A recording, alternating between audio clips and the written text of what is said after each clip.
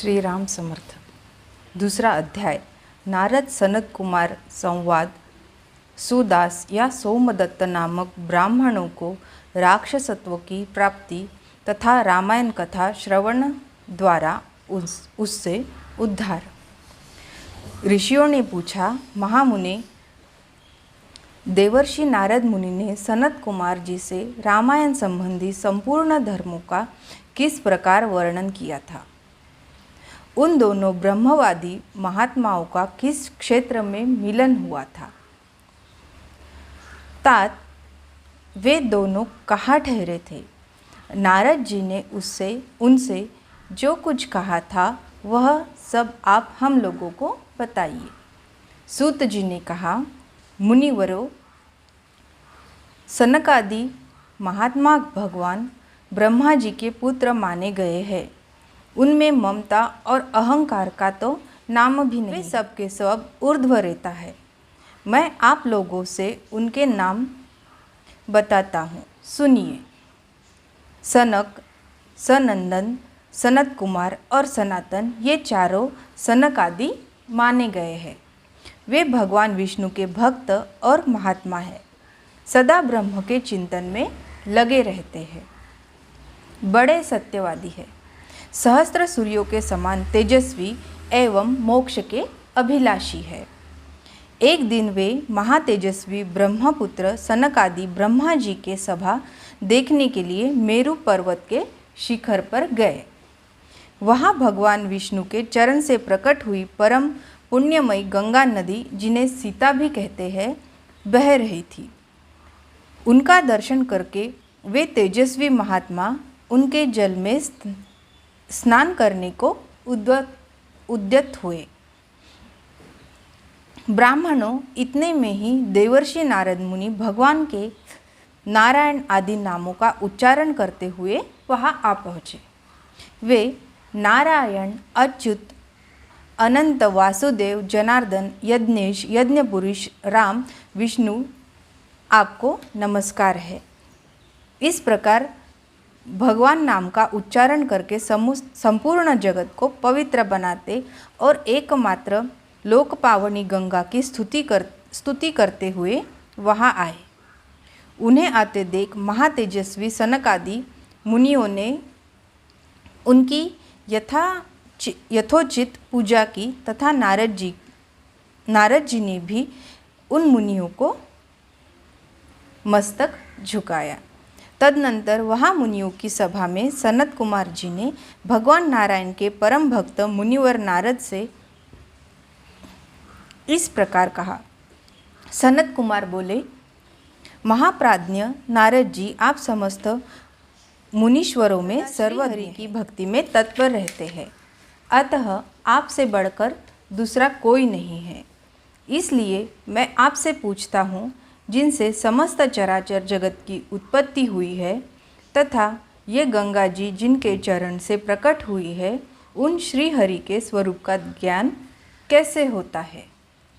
यदि आपकी हम लोगों पर कृपा हो तो हमारे इस प्रश्न का यथार्थ रूप से विवेचन कीजिए। नारद जी ने कहा, जो पर से भी परतर है, उन परम देव श्री राम को नमस्कार है। जिनका निवास स्थान उत्कृष्ट से भी उत्कृष्ट है तथा जो सगुण और निर्गुण रूप है, उन श्री राम को मेरा नमस्कार है। ज्ञान अज्ञान, धर्म अधर्म तथा विद्या और अविद्या, ये सब जिनके अपने ही स्वरूप है तथा जो सबके आत्म रूप है, उन आप परमेश्वर को नमस्कार है। जो दैत्यों का विनाश और नरक का अंत करने वाले हैं, जो अपने हाथ के संकेत मात्र से अथवा अपनी भुजाओं के बल से धर्म की रक्षा करते हैं। पृथ्वी के भार का विनाश जिनका मनोरंजन मात्र है, जो उस मनोरंजन की सदा अभिलाषा रखते हैं, उन रघुकुलदीप श्री रामदेव को मैं नमस्कार करता हूँ। जो एक होकर भी चार स्वरूपों में अवतीर्ण हुए, जिन्होंने वानरों को साथ लेकर राक्षस सेना का संहार किया है, उन दशरथ नंदन श्री रामचंद्र जी का मैं भजन करता हूँ। भगवान श्री राम के ऐसे ऐसे अनेक चरित्र हैं, जिनके नाम करोड़ों वर्षों में भी नहीं गिनाए जा सकते हैं। जिनके नाम की महिमा का मनु और मुनीश्वर भी पार नहीं पा सकते, वहाँ मेरे जैसे शूद्र जीव की पहुँच कैसे हो सकती है। जिनके नाम के स्मरण मात्र से बड़े बड़े पातकी भी पावन बन जाते हैं, उन परमात्मा का स्तवन मेरे जैसा तुच्छ बुद्धि वाला प्राणी कैसे कर सकता है। जो द्विज घोर कलयुग में रामायण कथा का आश्रय लेते हैं, वे ही कृतकृत्य है। उनके लिए तुम्हें सदा नमस्कार करना चाहिए। सनत कुमार जी, भगवान की महिमा को जानने के लिए कार्तिक, माघ और चैत्र के शुक्ल पक्ष में नारायण की अमृतमय कथा का नवाह श्रवण करना चाहिए। ब्राह्मण सुदास गौतम के श्राप से राक्षस शरीर को प्राप्त हो गए थे, परंतु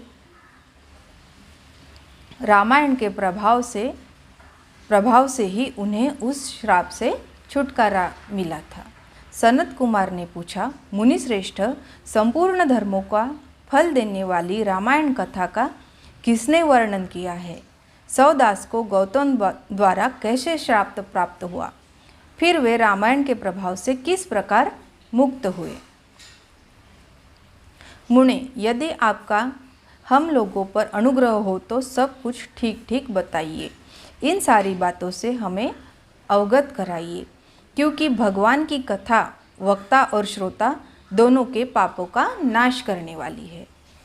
नारद जी ने कहा, ब्राह्मण, रामायण का प्रादुर्भाव महर्षि वाल्मीकि के मुख से हुआ है, तुम उसी को श्रवण करो। रामायण की अमृतमय कथा का श्रवण 9 दिनों में करना चाहिए।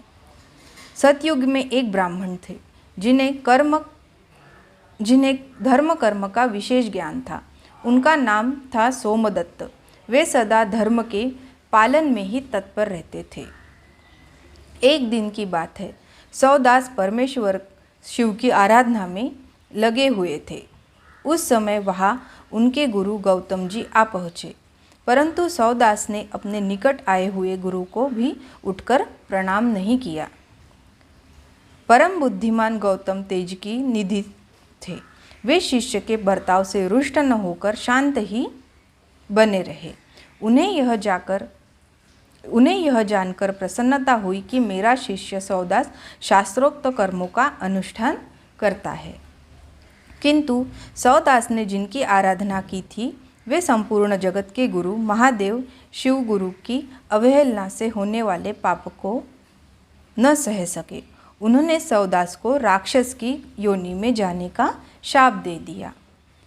तब विनय कला कोविद ब्राह्मण ने हाथ जोड़कर गौतम से कहा, ब्राह्मण बोले, संपूर्ण धर्मों के ज्ञाता सर्वदर्शी सुरेश्वर भगवान, मैंने जो अपराध किया है वह सब आप क्षमा कीजिए। गौतम ने कहा, वत्स, कार्तिक मास के शुक्ल पक्ष में तुम रामायण की अमृतमय कथा को भक्ति भाव से आदरपूर्वक श्रवण करो।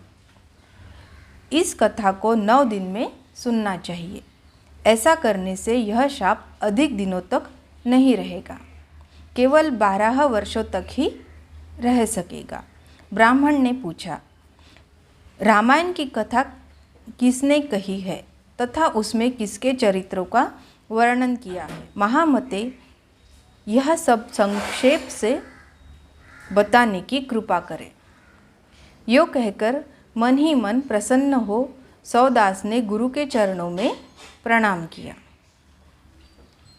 गौतम ने कहा, ब्राह्मण सुनो, रामायण काव्य का निर्माण वाल्मीकि मुनि ने किया है। जिन भगवान श्री राम ने अवतार ग्रहण करके रावण आदि राक्षसों का संहार किया और देवताओं का कार्य संवारा था, उन्हीं के चरित्र का रामायण काव्य में वर्णन है। तुम उसी का श्रवण करो। कार्तिक मास के शुक्ल पक्ष में 9वें दिन अर्थात प्रतिपदास में नवमी तक रामायण की कथा सुननी चाहिए। वह समस्त पापों का नाश करने वाली है। ऐसा कहकर पूर्णकाम गौतम ऋषि अपने आश्रम को चले गए। इधर सोमदत्त या सुदास नामक ब्राह्मण ने दुखमग्न होकर राक्षस शरीर का आश्रय लिया। वे सदा भूख प्यास से पीड़ित तथा क्रोध के वशीभूत रहते थे। उनके शरीर का रंग कृष्ण पक्ष की रात के समान काला था। वे भयानक राक्षस होकर निर्जन वन में भ्रमण करने लगे। वहाँ के नाना प्रकार के पशुओं, मनुष्य, सांप, बिच्छू आदि जंतुओं, पक्षियों और वानरों को बलपूर्वक पकड़कर खा जाते।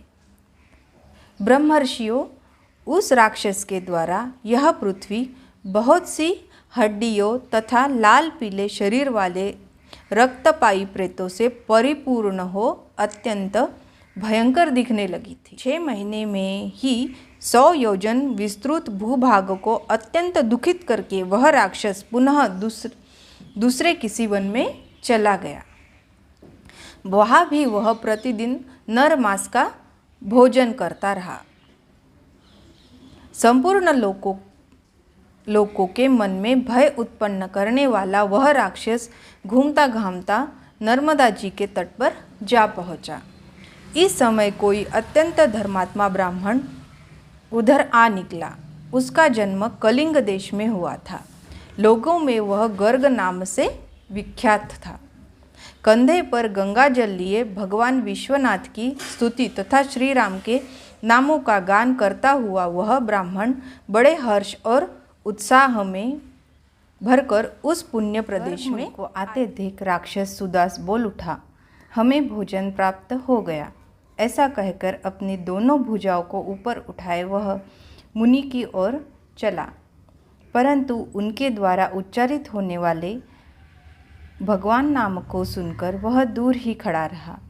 उन ब्रह्मर्षियों को मारने में असमर्थ होकर राक्षस उनसे इस प्रकार बोला।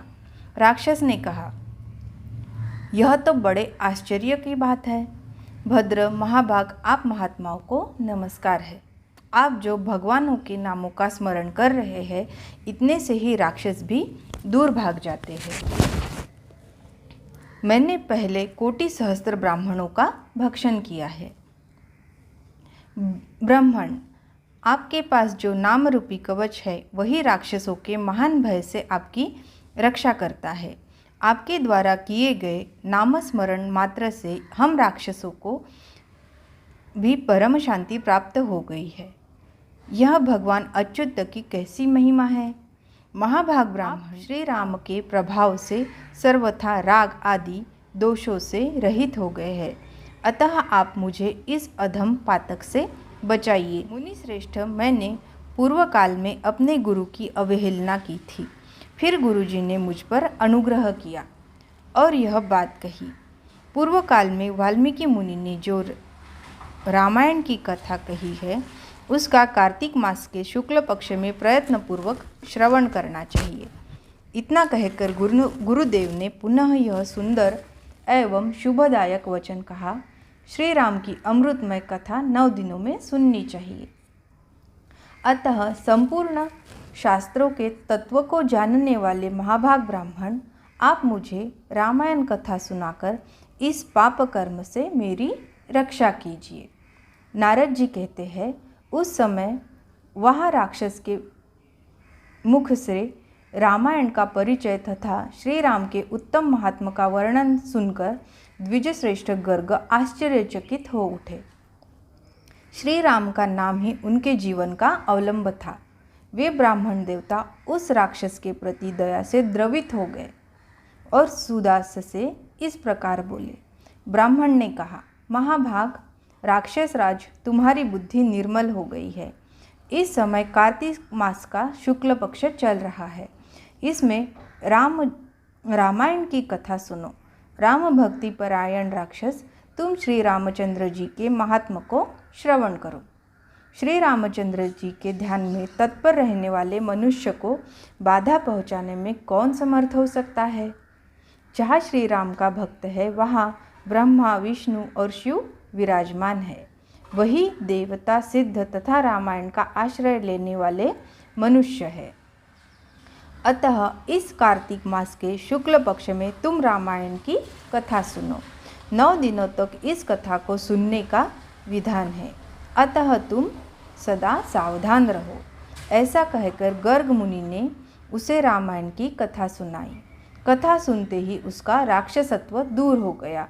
कथा भावों का परित्याग करके वह देवताओं के समान सुंदर, करोड़ों सूर्यों के समान तेजस्वी और भगवान नारायण के समान कांतिमान हो गया। अपनी 4 भुजाओं में शंख, चक्र, गदा और पद्म लिए वह श्री हरि के वैकुंठ धाम में चला गया। ब्राह्मण गर्ग मुनि की भूरी भूरी प्रशंसा करता हुआ वह भगवान के उत्तम धाम में जा पहुंचा। नारद जी कहते हैं, विप्रवरो, अतः आप लोग श्री रामायण की अमृतमयी कथा सुनिए। इसके श्रवण की सदा ही महिमा है, किंतु कार्तिक मास में विशेष बताई गई है। श्री राम के नाम का स्मरण करने से ही मनुष्य करोड़ों महापातकों तथा समस्त पापों से मुक्त हो परम गति को प्राप्त होता है। मनुष्य रामायण इस नाम का जब एक बार भी उच्चारण करता है तभी वह समस्त पापों से मुक्त हो जाता है और अंत में भगवान विष्णु के लोक में चला जाता है। जो मनुष्य सदा भक्ति भाव से रामायण कथा को पढ़ते और सुनते हैं उन्हें गंगा स्नान की अपेक्षा 100 गुना पुण्य फल प्राप्त होता है। इस प्रकार श्री स्कंद पुराण के उत्तराखंड में नारद सनत कुमार संवाद के अंतर्गत वाल्मीकि रामायण महात्म्य के प्रसंग में राक्षस का उद्धार नामक दूसरा अध्याय पूरा हुआ। श्री राम समर्थ।